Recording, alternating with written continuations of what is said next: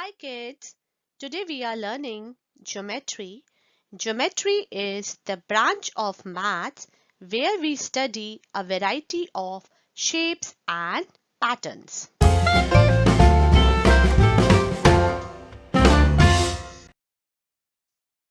The topics that we will be discussing today are point, ray, line and line segment. The first thing in the geometry is a point. A point is a dot on a paper. So with the help of a pencil or a pen, we create a dot. It is known as a point. It is represented by P and it gives us the position. Like you can see here, P is a point. Okay, is that clear? Now we'll be learning a line segment. We know what are the points. Now with the help of the points, we'll be creating a line segment. Okay. So mark 2 points A and B.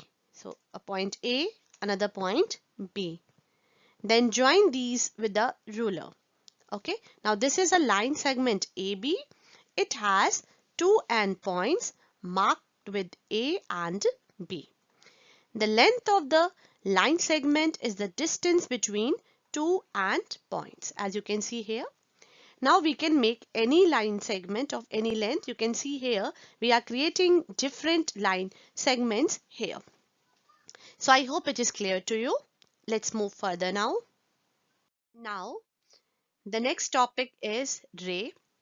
A ray has only one end point. Now what does that mean? So like this is a point C, this is a point D. Now we are joining it, but see here, this is an arrow. Now this arrow indicates that from this end, it can be extended to any length like that. So we can extend it from this end, but from this end it is fixed. That's why it is called a one end point. Okay. And we denote a ray by, like we'll write CD and then a arrow over it. Okay. So this arrow indicates it is a ray. Okay, now it can be extended to any length, so we cannot measure it length because it's not fixed. So now you can understand that we call a ray of a sun or a sun ray like that. Okay, I hope it is clear to you now. Let's move further. Now next is a line. A line has no end points.